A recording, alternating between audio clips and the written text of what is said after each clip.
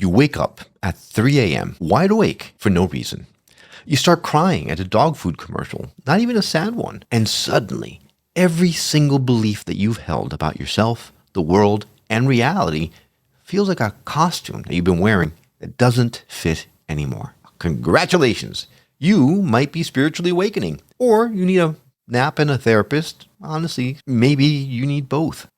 Hey there, I'm Will. Welcome to the Skeptic Metaphysicians, the podcast where we take the weird, the woo, and the genuinely unexplainable, and we hold it up to the light. Not to tear it apart, just to actually look at it. Because if it's real, well, it can survive questioning, right?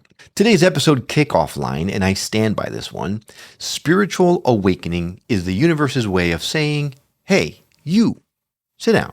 We need to talk. We're going over the most common spiritual awakening symptoms and why most people never survive their spiritual awakening. At least, never survive it as the same person they started it as. So let's talk about spiritual awakening symptoms, because here's what nobody tells you when you start getting into this stuff. Nobody warns you. Nobody warns you. You read about consciousness expansion and you think, oh, I'm going to get more enlightened. Maybe I'll meditate a little more. Maybe I'll buy some crystals. All very reasonable expectations. But what nobody tells you, though, is that you might also lose your appetite for 3 days, develop a sudden and overwhelming need to be alone in nature, cry for reasons you can't explain, and feel in your bones that the job that you've had for 12 years is killing your soul. And that's just on a Tuesday. And the really fun part is, you go to Google, you type in, why am I suddenly sensitive to everything and nothing makes sense anymore? And Google gives you 3 options: clinical depression, spiritual awakening, or too much caffeine. And I mean, it could genuinely be any of those 3, or it could be all 3 simultaneously. That's the fun part. But here's the thing we want to actually sit with today, because this is real and it really matters. The symptoms of a genuine spiritual awakening. They've been documented across cultures, across centuries, across traditions that have zero overlap otherwise. And they're remarkably consistent, which is actually one of the more striking things about all of this. If this were just made up, if it were just a Western wellness trend, you wouldn't find the same map showing up in Sufi mysticism, Kundalini yoga traditions, Christian mystical texts, even indigenous shamanic practices. Same symptoms, different languages, different centuries. We're talking about things like heightened sensory sensitivity, a sudden inability to tolerate superficial conversation, a strong pull towards solitude, disrupted sleep, often waking up between 2 and 4 in the morning, which some traditions call the hour of the soul. A growing awareness that your old identity, the personality that you built and performed for everyone around you, no longer feels like you. And that last one is the one that tends to shake people the most, because it doesn't feel like growth at first. It feels like loss. It feels like something's breaking. And here's what we always come back to on this show. Sometimes the breaking is exactly the point. Not because suffering is required, but because some of what's breaking needs to break. Some of the structures that we built around ourselves, the identities, the beliefs, the story of who we are and what we're here for, they're actually the scaffolding. They're not the building. An awakening is what happens when that scaffolding starts to come down, whether you're ready for it or not. So if you're in it right now, if some part of this list sounds uncomfortably familiar, you are not alone. You're not broken. And you're definitely not crazy. Well, maybe a little, but in the best possible way. Okay, so let's actually do the thing we promised, the breakdown. The most commonly reported spiritual awakening symptoms, where they show up across traditions, and what you can actually do when you're in the middle of one. I'm not ranking these because awakening, it doesn't have a checklist. Some people experience 3 of these intensely. Some people experience all of them all at once. Some people experience them over years. This is a map, not a test.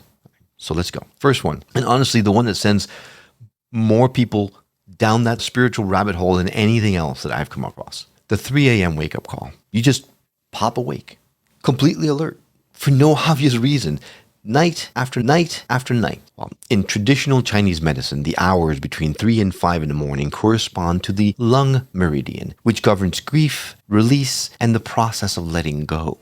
In Christian mystical tradition, the vigil hour was considered a time when the veil between the physical and the divine was the thinnest. Sufis built entire prayer practices around this window. And in almost every shamanic tradition across continents, nighttime, specifically early morning darkness, is when spiritual communication was most accessible. So when you're lying there at 3:17 in the morning wondering why your brain has decided sleep is optional, one framework says, something in you is trying to get your attention. Something wants to be heard, that the noise of the day is drowning out. It doesn't mean something is wrong. It actually might mean something's waking up.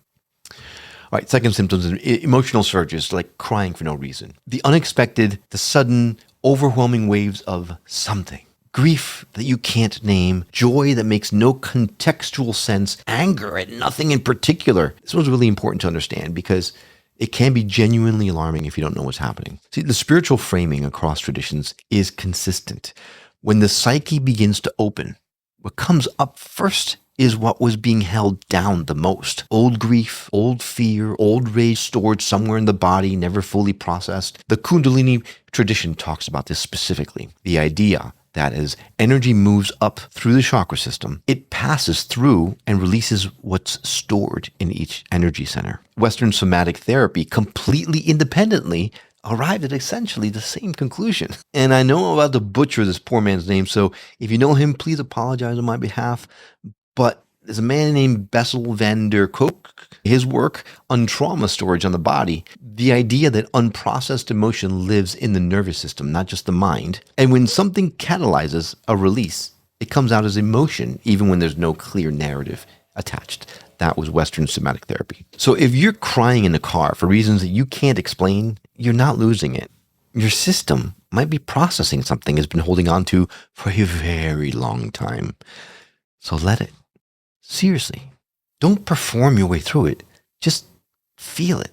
Let it move through you and then release it. All right, symptom number 3. This is a big one and it comes in layers. Imagine suddenly you're in a crowd and you feel like the crowd is overwhelming in a way that it never did before. Certain foods don't sit right anymore. You can feel the energy of a room when you walk in. Other people's emotional states feel almost physically present to you. And this one can make you feel like you're going crazy. Because the world hasn't changed, you have. And what's actually happening here across multiple frameworks is that the perceptual filters that you have been running are getting thinner. Most of us walk around with very efficient perceptual filters. They screen out most of the information that our nervous system is actually picking up, because otherwise we'd be overwhelmed every second of every day. An awakening process in many traditions is described as a loosening of those filters. More is getting through, which is expansive and also genuinely uncomfortable, especially in the early stages when you're not really sure what's happening. The mystics called it the dark night of the senses. John of the Cross wrote about it in the 16th century. The Sufi concept of fana, the dissolution of the ego, describes the same initial phase as deeply disorienting. The Zen tradition has a concept, makyo, for the strange visions and sensory experiences that arise in intensive meditation practices. Different traditions, same experience. The perceptual world gets louder before it gets clearer. Number 4, this one is the one that tends to cause the most external friction because it's not just internal. It actually affects relationships. It affects careers. It affects social circles. The things you used to love doing suddenly feel hollow. Friends that you have had for years start to feel like, well, they're speaking a language that you're slowly forgetting. The career that used to feel super meaningful to you, well, now it feels like you're wearing a costume. The weekend routines, the hobbies, the go-to ways of numbing or distracting yourself, they stop working. And from the outside, that can look like depression or an identity crisis or, someone's going through something. And look, sometimes it is depression. I don't want to play that down. I'm not here to tell you to skip a therapist. Oh my God, please don't skip a therapist. Go to a therapist. But the distinction that many traditions point to is this. Depression typically comes with a loss of meaning everywhere. This kind of awakening dissonance tends to be more specific, The old structures feel hollow, but something else, some new orientation seems to be pulling you toward it, even if you can't fully name it yet. Like there's something there that you're supposed to do or are being called to do. Carl Jung described this as the first half of life being about building the ego, building the identity, the career, the relationships, the social role. The second half of life, questioning whether the structure you built actually fits your soul. He called it individuation, the long process of becoming who you actually are, underneath everything that you were told to be. And boy, aren't we told to be a lot these days.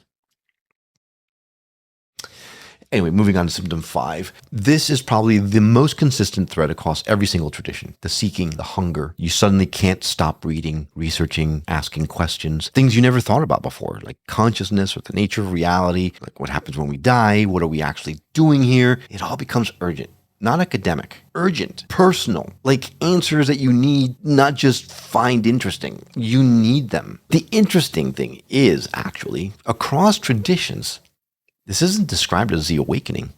It's described as the beginning of the path. The hunger is the signal, not the destination. Buddhism calls it bodhicitta, the awakening mind, the first arising of the genuine desire to understand the nature of existence, not for intellectual satisfaction, but because something in you knows it matters beyond what you can currently articulate. And once that hunger activates, it tends not to turn off, which is honestly probably why you're listening to this podcast. Okay, so you have identified with at least 3 of those and you're currently sitting in your car in a parking lot because you need a minute. First of all, completely valid. Second of all, here's what the traditions actually recommend. And I'm going to say this really as clearly as I can. This is not medical advice. If you are experiencing a mental health crisis, please reach out to a professional. What we are talking about today is a spiritual and experiential dimension which can run alongside, not instead of, professional support. Having said that, what do you do after you seek professional help? Stop trying to speed it up or slow it down. The single most common mistake that people make in an awakening process is trying to manage it. Either chasing more experiences because it feels significant or white-knuckling the discomfort because it's too much. They both tend to make it harder, not easier. The Tao Te Ching has a phrase for this: Wu Wei, non-forcing, allowing the process to move at the pace that it needs to move. You don't rush a seed. You don't hold a seed underwater and demand it become a tree faster, right? You create good conditions and you get out of the way. That is what you need to do here. Number 2, get into your body. Now, this sounds counterintuitive when you're having experiences that feel profoundly non-physical, but almost every tradition recommends embodiment practices during an active awakening phase. Get out there and walk, move, breathe deliberately, be in nature. The energy needs to go somewhere. A body that's grounded, that is physically present and engaged, processes it way better than the body that is sedentary and disassociating. And the dissociation is real during awakening processes. Believe me, the line between expanded awareness and disconnection from reality can get really blurry. Physical embodiment, that is your anchor, my friend. That is so important. 3, find your people. Not to tell them what's happening if you're not ready, but to be around other humans who are asking the same questions. Isolation accelerates the disorientation. Community, even imperfect community, even a podcast you listen to on your commute, it creates context. You are not the only person who has ever felt exactly this way. Not even close. The traditions are full of accounts going back thousands of years that read like they were written by someone who was sitting in the same parking lot that you're sitting in right now. And that matters. Because one of the most destabilizing things about an awakening experience is the sense that nobody else could possibly understand. Trust me, that sense is wrong. The language might differ, but the experience is remarkably shared. So get into community.